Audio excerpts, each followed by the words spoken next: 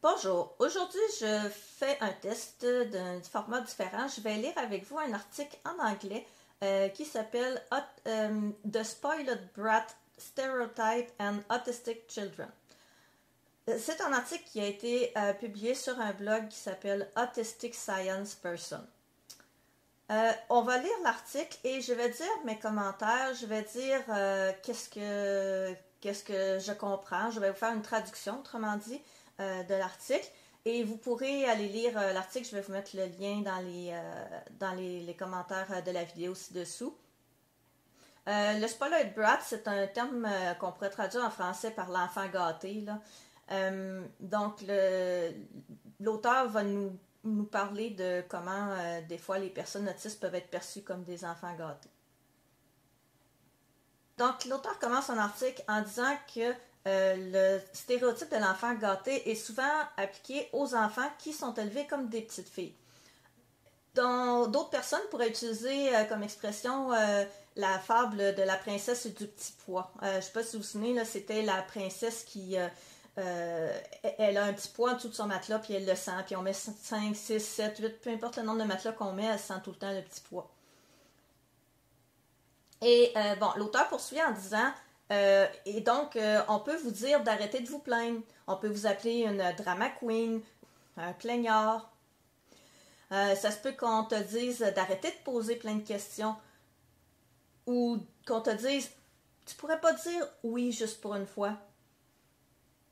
Ensuite, l'auteur nous dit que toutes ces choses sont basées sur l'assumption que les émotions de l'enfant sont trop intenses ou que leurs émotions, leurs opinions dérangent les priorités des autres personnes ou l'attention des autres personnes. Donc, le stéréotype de l'enfant gâté, ça assume que l'enfant, il fait exprès d'être dérangeant, qu'il pourrait faire mieux, il est capable de faire mieux et qu'ils n'ont pas des vraies raisons, d'ailleurs, qui motivent leurs actions.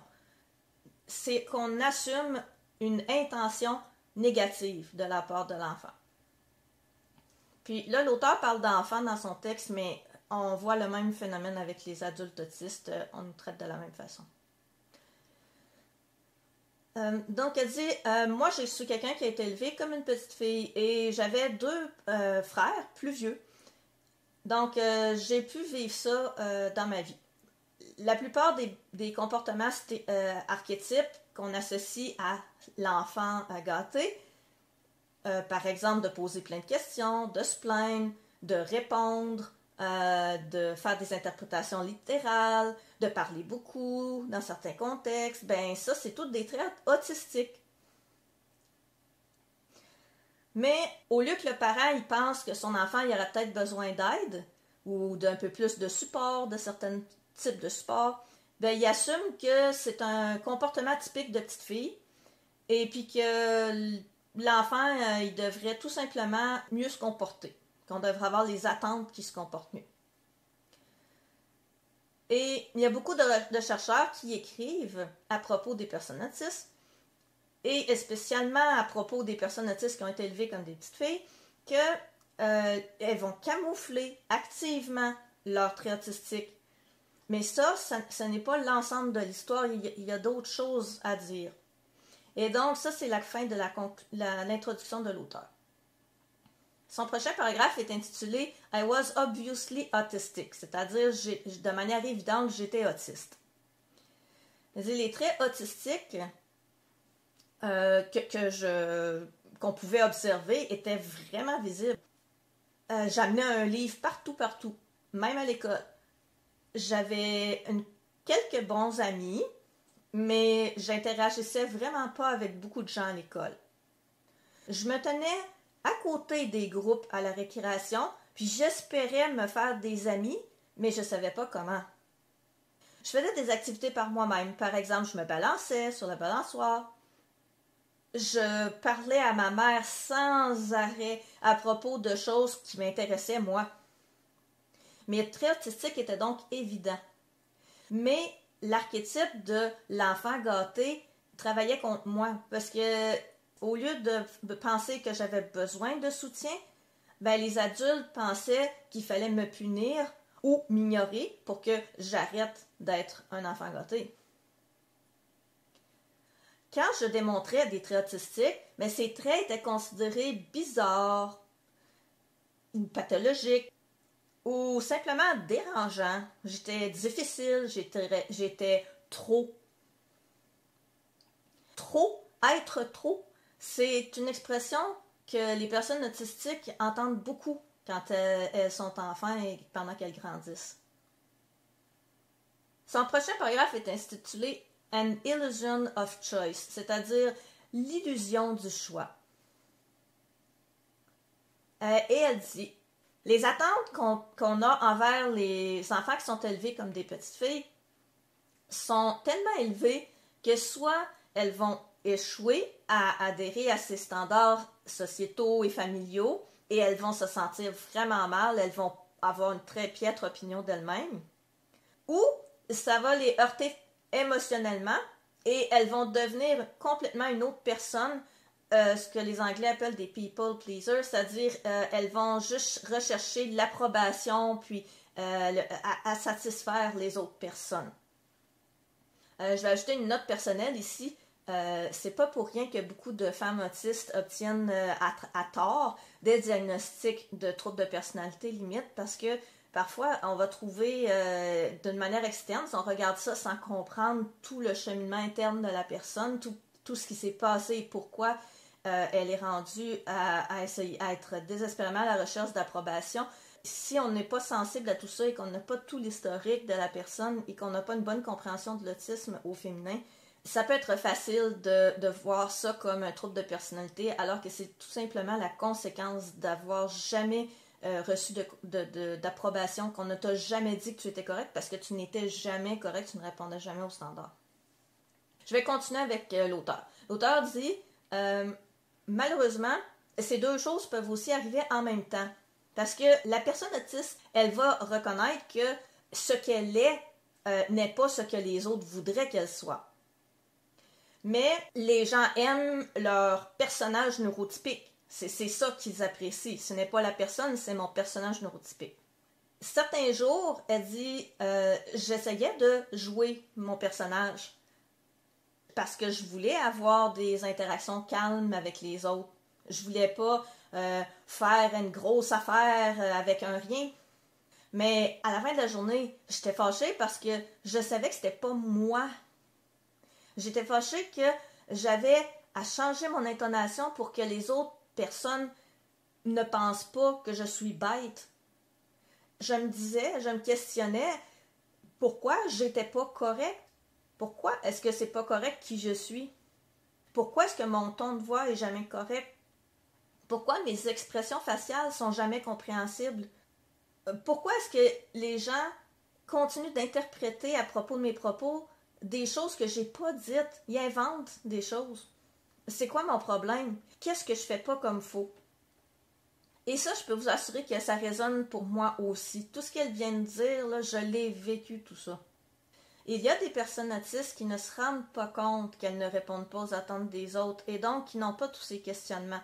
Mais je vous dirais que les personnes qui sont élevées comme des petites filles, elles vont avoir ces questionnements souvent parce qu'on exige des petites filles qu'elles se posent ce genre de questions. On leur apprend à se poser ce genre de questions. Son prochain paragraphe est intitulé « Mimix ABA thérapie ». Ça se traduirait, en français, la thérapie ABA, on appelle ça la thérapie ICI. Donc, elle dit ça imite la thérapie ICI. Je vais juste faire un petit aparté pour expliquer un peu qu'est-ce que c'est. La thérapie ABA ou ICI, c'est en anglais Applied Behavioral Analysis, c'est-à-dire l'analyse des comportements appliqués. Donc, c'était inventé par un gars en fait qui avait inventé ça pour faire des thérapies de conversion avec les personnes gays pour qu'elles ne soient plus gays. Et ça a été ensuite appliqué à l'autisme dans le but de rendre les personnes autistes non autistes, d'éliminer toutes les caractéristiques autistes de la personne autiste. Par exemple, l'ABA ou l'ICI a pour but de ne plus avoir de stéréotypie chez la personne autiste. Donc, la personne autiste doit se comporter d'une manière à avoir l'air neurotypique. Et les patients étaient soit récompensés, soit punis, soit souvent récompensés avec de la nourriture, et les punitions, ça a été jusqu'aux électrochocs et de l'ignorance intentionnelle et toutes sortes de choses de ce genre-là. Et donc, les personnes autistes qui ont subi l'ABA dénoncent énormément et disent qu'il leur a fallu des décennies de thérapie pour guérir, qu'elles ont appris à être des victimes idéales. Beaucoup ont vécu de la violence de tout genre, que ce soit de la violence conjugale, des abus sexuels de la part, par exemple, d'entraîneurs sportifs ou d'autres personnes, parce qu'elles étaient des victimes idéales. Elles avaient appris à toujours respecter l'autorité, même quand ça te fait mal, à ne jamais dire que tu vis de la souffrance, et donc ça faisait des victimes parfaites. Bon, on va revenir à l'article. Elle dit, essentiellement, le stéréotype de l'enfant gâté, c'est de la thérapie ici, en soi. Parce que si tu agis comme toi-même, tu vas recevoir des interactions négatives avec les autres personnes. Les gens ne vont pas te comprendre. Et ils vont dire des choses négatives à propos de toi-même. Donc ça, c'est comme les punitions dans la thérapie ici. Par contre, si tu agis comme quelqu'un d'autre, si tu fais semblant d'être une personne neurotypique, ou si tu juste t'effaces complètement, tu ne dis plus rien, ben les gens ne te diront pas des choses négatives à propos de toi, ou ne te diront pas des choses négatives à toi. En fait, même s'ils disent quelque chose de négatif, c'est pas à propos de toi, c'est à propos de ton personnage que tu joues. Puis là, je vais encore arrêter l'article. Moi, je l'ai vécu énormément, ça. Je m'en foutais que les gens me disent des choses négatives à un certain moment parce que j'avais réalisé qu'il fallait que je joue un personnage pour être accepté et je me disais, mais tu peux bien critiquer mon personnage tant que tu veux. Je reviens à l'auteur. Elle dit, voici ce que le masquage autistique, donc jouer un personnage neurotypique, ne règle pas. C'est que les gens ne te comprennent toujours pas. Les gens ne t'aiment toujours pas. Et tu es le témoin de ça. Et la partie la pire dans ça, c'est que tu le sais. Peut-être pas sur un niveau conscient, mais tu le ressens. Tu le sais. Et en tant qu'enfant, je blâmais le fait que je suis pas quelqu'un qu'on peut aimer sur ma voix qui était très aiguë. Et je pense que ça a contribué. Ben, en fait, il faut savoir que je criais quand ma mère me brossait les cheveux, puis tout le monde se plaignait à propos de moi. Et donc, je pense que ça a contribué, mais ce n'était qu'une petite chose dans une grande combinaison de différents facteurs.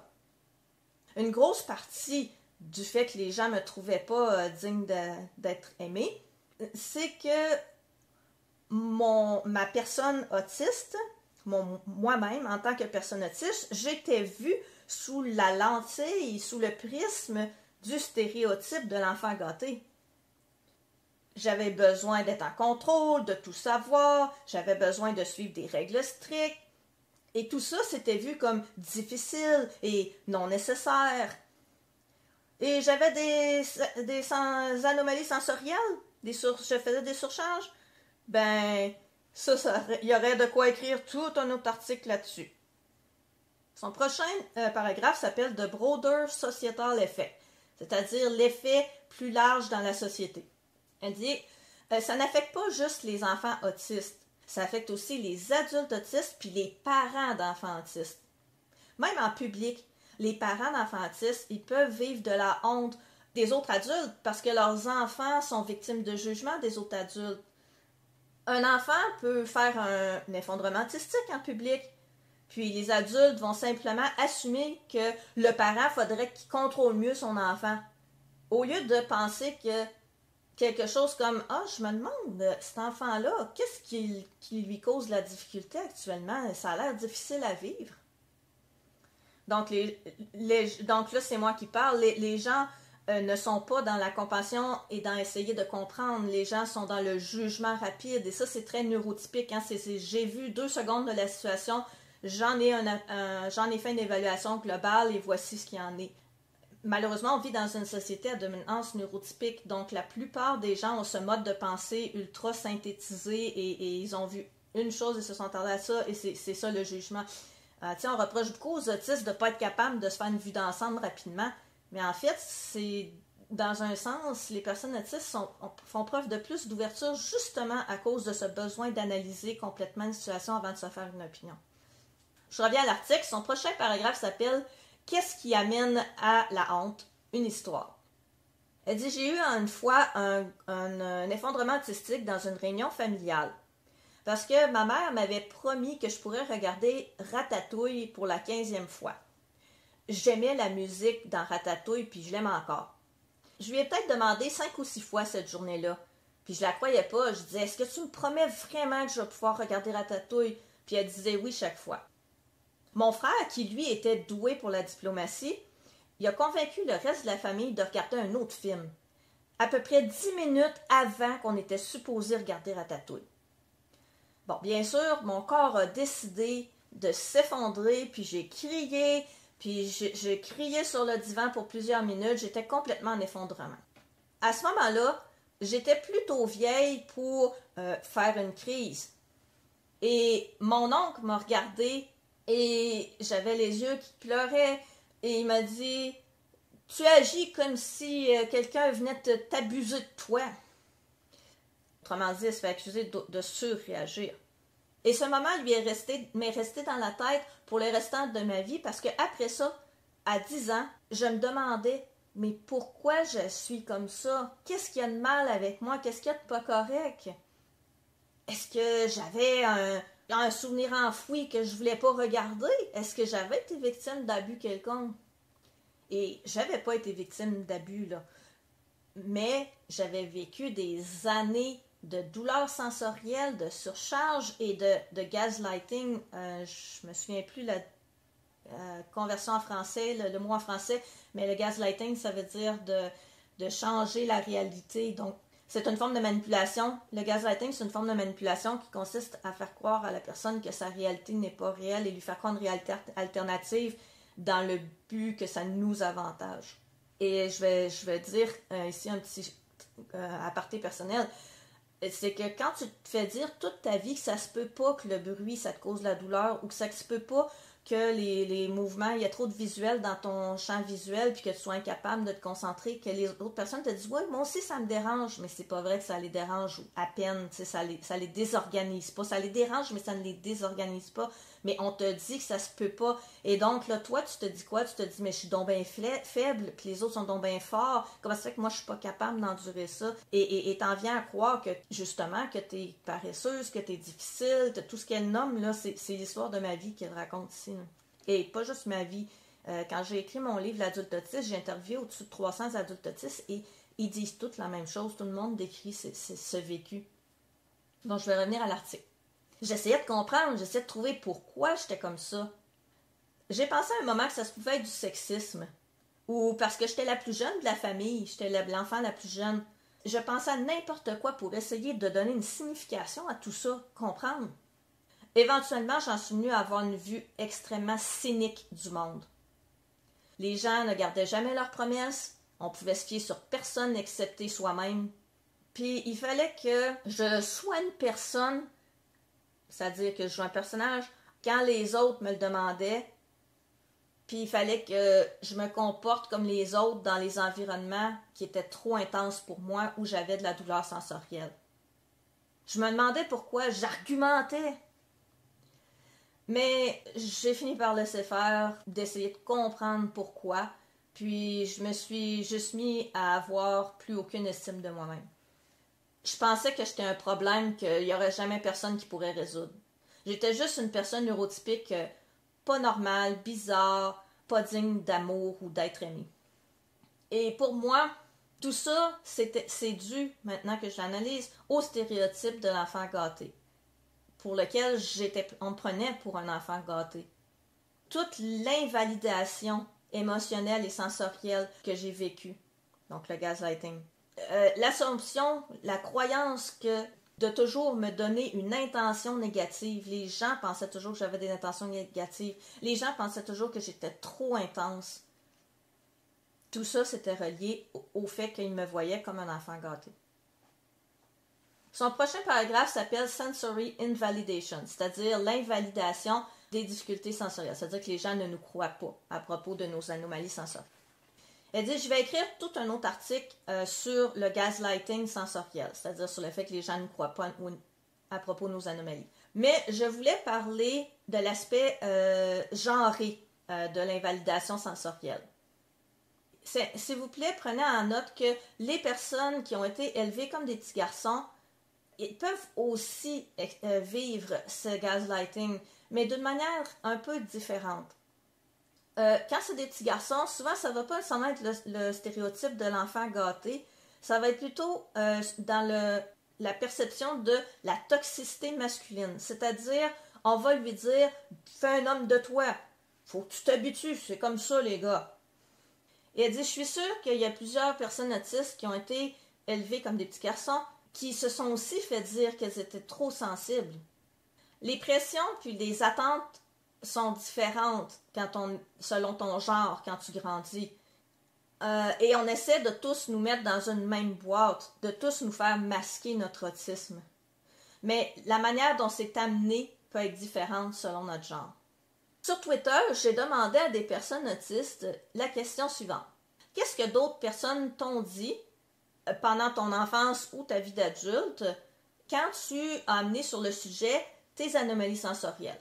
Et elle dit, j'ai été surprise de trouver à quel point de constater à quel point les réponses à mon sondage étaient genrées. Elle dit, entre autres, il y a des personnes qui ont les personnes qui ont dit, je me suis fait appeler la princesse et le petit pois. Des personnes qui ont dit spécifiquement se faire dire qu'elle devait être une grande fille. Par exemple, des gens se sont fait dire, c'est juste une petite blessure, est-ce que tu vas pouvoir être une grande fille à propos de ça, là? Ou c'est pas si pire, t'essaies juste d'avoir de l'attention. Ou c'est pas chaud, mange-le. Bien sûr, des fois, je savais pas dans les gens qui ont répondu au sondage si c'était des gens qui avaient été élevés comme une petite fille, comme un petit garçon. Mais je vous mets quelques réponses que j'ai trouvées particulièrement spéciales. Se faire dire, c'est ça, t'es comme la princesse dans La princesse et le petit pois. Ou ne sois donc pas la princesse dans le petit pois. Ou t'es tellement manipulateur, t'es tellement drama queen, t'es tellement princesse. Ou arrête tes réactions abusives. Ou ne sois pas si dramatique. Ou t'es bien trop sensible. Ou le monde ne tourne pas autour de toi. Puis ça, personnellement, là, je peux vous dire, je l'ai entendu souvent, moi. Un autre exemple qu'elle donne, ne pense pas juste à toi. Quand en fait t'as dit que tu n'irais pas à quelque part ou tu ferais pas telle activité parce que ça allait te causer de la surcharge. Se faire dire, ça se peut pas que tu aies entendu ça. Ou ça se peut pas que quand je t'ai touché, ça t'a fait mal. Ou ça se peut pas que tu sentes tes vêtements en tout temps. Ou il n'y a aucune façon que tu puisses savoir que ces deux couleurs-là sont pas pareilles. Puis ça, j'arrête un moment de l'article encore. Il y a eu des découvertes récentes au niveau de la vue qui ont permis de constater qu'il y a des gens qui ont une sorte de cône supplémentaire dans l'œil et qui voient beaucoup plus de couleurs que les autres. Donc, on n'a vraiment pas fini d'apprendre sur les sens des humains et de dire que ça se peut pas que quelqu'un ressente telle chose parce que vous le ressentez pas. Il n'y a pas deux humains qui ont exactement la même ensemble de perceptions sensorielles, mais ça, ce serait un autre sujet. Je reviens à l'article. Se faire dire qu'on réagit, qu'on veut de l'attention, qu'on demande de l'attention, qu'on se fout des gens autour de soi, que c'est pas vrai, et se faire punir, subir de l'ICI, de l'ABA sociétal. Ne pas nous croire puis nous punir pour nos effondrements artistiques. Alors j'ai appris à cacher mes émotions, à cacher ma douleur pour éviter ces punitions. Puis là, je pense qu'elle fait référence autant à des vraies punitions comme se faire frapper ou se faire crier dessus que des punitions du genre que les gens t'évitent, t'éliminent du groupe. Là. Une autre réponse qu'elle avait eue, c'est seulement ceci ou c'est seulement cela. Tu sais, comme on va nous dire, mettons, c'est juste des collants, c'est pas fatigant des collants, tu peux les porter toute la journée tes collants. Tu sais, les gens vont dire, non, c'est juste du bruit. Si nous, on trouve que c'est trop fort. Arrête d'être difficile, tout le monde est content. Tu peux pas faire comme tout le monde. Il n'y a personne d'autre qui est dérangé par les lumières. Pourquoi est-ce qu'il faut que tu sois aussi difficile? Une autre personne a dit, elle essaie juste d'avoir de l'attention. Une autre personne s'est fait dire, c'est ça, pleure bébé, la pleure. Et cette personne-là a appris à souffrir en silence, tout simplement, au lieu de voir à ce que ses besoins soient répondus. Il y a des gens qui ont dit à une autre personne qu'elle invente. Il y en a qui se sont fait dire t'es difficile et gâté. À propos du toucher, des gens se sont fait dire tout le monde a des choses qu'ils n'aiment pas. Se faire dire que tu réagis trop, que t'es bizarre, que t'es difficile d'interaction. Se faire dire si la musique est trop forte, c'est parce que t'es trop vieux. Ça dérange personne la musique. Arrête d'être dramatique. Un docteur a dit à la mère d'une des personnes qu'il fallait qu'elle soit plus sévère plus sévère avec moi qu'elle devrait me battre parce que carrément le docteur avait dit qu'elle devrait la battre parce que l'enfant avait eu un effondrement autistique dans le bureau du docteur. Une autre personne se fait dire qu'elle prétendait qu'elle jouait, qu'elle faisait semblant d'avoir de la difficulté avec les anomalies sensorielles. Ouais, ça finit pas mal avec les 24 réponses qu'elle nous a mis dans l'article.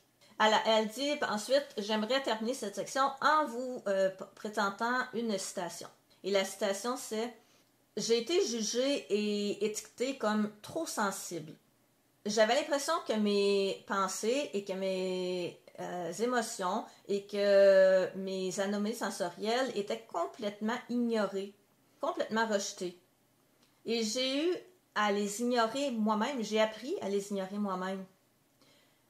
J'ai souffert dans le silence, sans que personne sache que je souffrais. Et je continue à faire ça aujourd'hui, dans une moindre mesure, mais je continue. Et je dois travailler maintenant à m'assurer que mes besoins sont connus et répondus. Fin de la citation. Et elle écrit en gras, il y a beaucoup trop de personnes autistes qui ont souffert en silence. Et puis moi, je dirais même qu'ils souffrent encore en silence. On le voit encore aujourd'hui. J'ai des enfants dans mon entourage qui ont 5 ans, 8 ans, 10 ans, qui se font encore dire toutes ces choses. Son dernier paragraphe s'intitule « How to help validate our experience ». Et en français, ça se traduirait par « Comment nous aider et comment valider notre expérience ». Premièrement, enlevez de votre vocabulaire les expressions comme « gâté »,« dramatique »,« surréaction »,« trop sensitif » ou « recherche de l'attention ». Deuxièmement, quand un enfant est désorganisé, n'assumez rien. N'assumez pas que votre interprétation est la bonne. Et n'assumez surtout pas des mauvaises intentions. Troisièmement, ne jugez pas les parents en public pour les actions de leurs enfants. Il y a probablement une raison pourquoi leur enfant agit comme il agit. Quatrièmement, rappelez-vous que votre expérience personnelle de la douleur et des signaux sensoriels n'est pas la même que la nôtre. Et notre expérience est tout aussi valide que la vôtre. Cinquièmement, rappelez-vous qu'il y a beaucoup en majuscule, de personnes autistes non diagnostiquées qui circulent dans le monde. Ça se peut qu'ils se plaignent de sons que vous entendez même pas, ou à propos du clignotement du fluorescent que vous remarquez même pas. Arrêtez d'invalider les autres. Elle dit ensuite que dans les citations qu'elle a nommées si haut, des réponses à son sondage, il y en a eu plusieurs qu'elle a vécues elle-même dans sa jeunesse. Que c'est probablement une des expériences les plus universelles qu'ont vécu les adultes autistes de se faire invalider. Et qu'elle dit donc qu'il faut arrêter d'amener les personnes autistes à cacher leurs besoins, j'ajouterais leur douleur. Elle dit, si vous ignorez nos besoins sensoriels, nos questions, nous allons masquer quand nous sommes autour de vous. Parce que nous apprenons que nous ne pouvons pas être en sécurité avec vous, que nous ne pouvons pas compter sur vous et vous faire confiance. Apprenez à nous donner le bénéfice du doute et nous pourrons faire de même. Et ces deux dernières phrases, ces deux derniers petits paragraphes, Si vous ignorez nos besoins sensoriels et nos questions, nous allons apprendre à masquer autour de vous quand vous êtes là, masquer quand vous êtes là, parce que nous allons apprendre que ce n'est pas sécuritaire d'être avec vous, qu'on ne peut pas être en sécurité avec vous, qu'on ne peut pas compter sur vous, vous faire confiance. Pensez-y 2 minutes. Est-ce que c'est comme ça que vous voulez que vos enfants ou votre conjoint ou votre ami autiste ou votre élève autiste ou votre client autiste, si vous êtes en étonnant, est-ce que c'est comme ça que vous voulez que la personne autiste vous perçoive comme quelqu'un sur qui on ne peut pas compter, quelqu'un qui est dangereux?